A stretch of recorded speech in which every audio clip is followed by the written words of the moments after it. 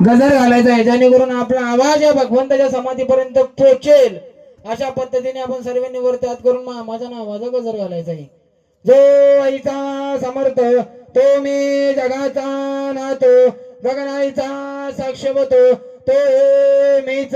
बोला बोला बाळू मामाच्या नावाने, सत्यवा मातेच्या नावाने, मेंढी माऊलीच्या नावाने, साई वडेच्या नावाने, बाळू मामाच्या नावाने, जगाच्या मालकाच्या नावाने.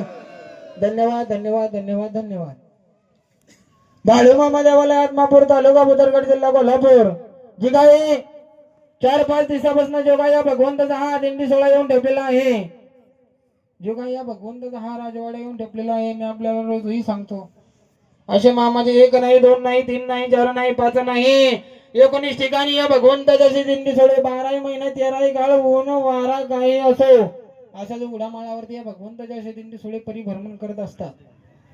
आपल्याला रोजही या ठिकाणी मामाचा अनुभव सांगला जात आहे.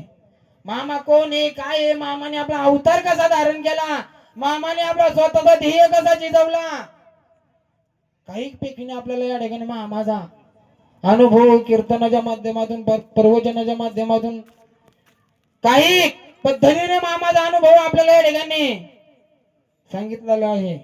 पण या भगवंताचा जेवढा अनुभव सांगावं तेवढा कमी. काय या भगवंताचा एवढा अनुभव सांगावं तेवढं कमी आहे. मामाई एक दैवत, काही साधन नाही.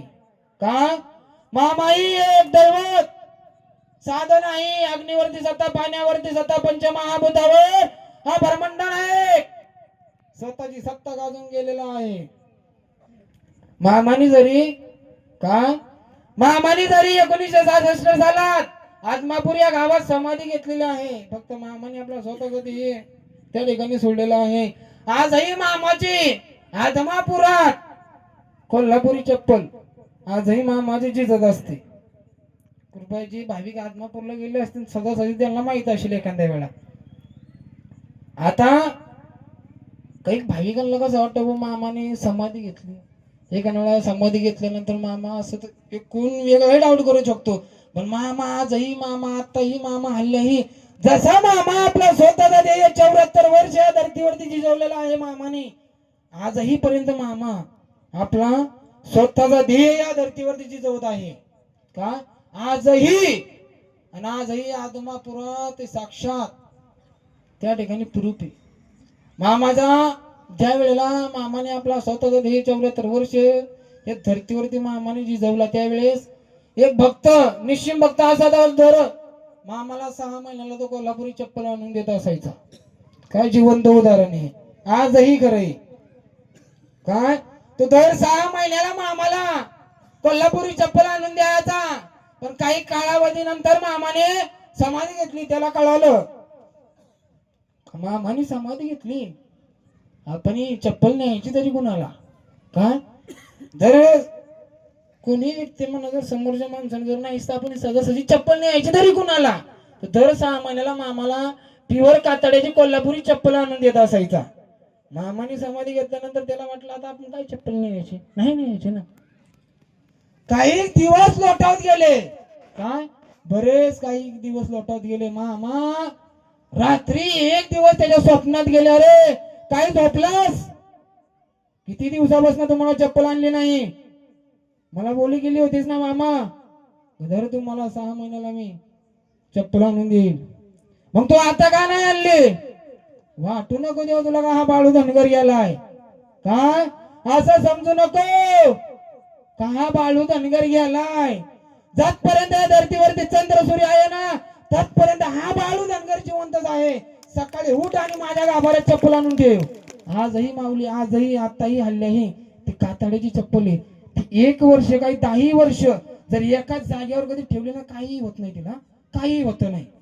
पण मामाची ती कोल्हापुरी चप्पल आजही आदमापुरात एक काचेची पेटी असते, म्हणजे पिंजरा, त्याच्यात ती मामाची एकदम स्वच्छता करून ती चप्पल ठेवल्या जाते.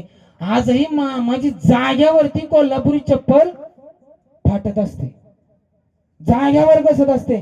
मग विचार करा हा भगवंत कुठं असेल का? मग विचार करा हा भगवंत कोण असेल? आजही मामा ह्या दरबारात आहेत का? आजही मामा ताई हल्ल्याही या क्षणाला मामा इथं आहेत, म्हणून त्याचा हा दरबार भरलेला आहे का? म्हणून त्याचा हा दरबार भरलेला आहे. मामा एक ही काही साधारण व्यक्ती नाही, लई जगा वेगळा कारभार या मामाचा का? लई जागा वेगळा कारभार या मामाचा. दिसतो हा कारभार सोपा नाही आणि चालवणंही सोपं नाही. फक्त करता आणि करविता भगवंत या दरबारातला काय? करता आणि करविता या दरबारातला भगवंत आहे. मामाने आपला ध्येय ज्या वेळेला जिजवला त्या वेळेला भगवंताने काही असा मामाने काही वनवास भोगलेला आहे. एकदा काय झालं, असा मुसळधार पाऊस सुरू झाला. एक नाही दोन नाही 2-3 दिवस सलग तो पाऊस सुरू झाला. सुरू झाल्यानंतर मामा असताना मामाचा असं कर्नाटक प्रांतामध्ये मामाचा तळ होता, त्यावेळेस मुक्काम होता.